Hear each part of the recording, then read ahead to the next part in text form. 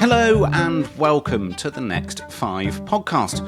In this episode, I speak to leading experts about the M&A market in 2025 and beyond. We discuss how market volatility impacted the M&A market at the start of this year. There's been certainly a lot of volatility in the market in the last 6 months, but mainly in the United States as a result of the tariff, the import duties and so on. This uncertainty in the market, volatility, has created some sort of shock in the local demand. So this is what might impede or hinder the pace of M&As because the market is not growing, was not growing as anticipated. But why M&A still remains a key growth strategy for companies. You'd be very hard pressed to find successful companies in any industry that have not used M&A as a growth lever.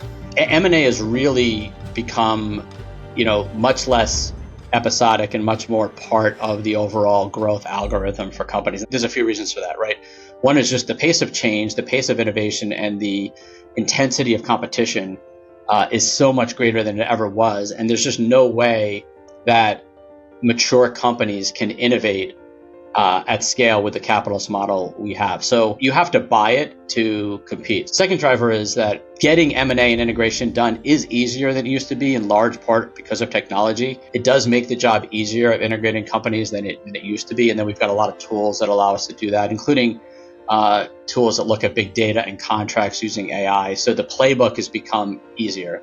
And what leaders should do to best prepare for and execute a successful M&A. There are a few things that you have to do right, and if you do that wrong, you fail. The most important one boils down to the people.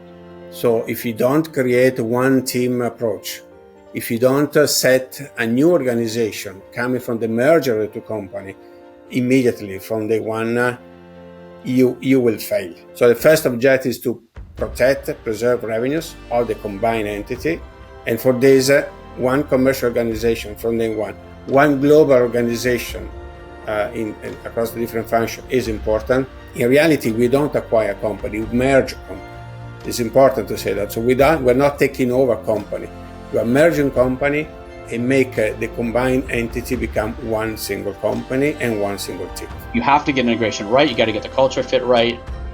But if you have the right advisors and you have the right experience and you follow the right playbook, your success rate in M&A will be significant.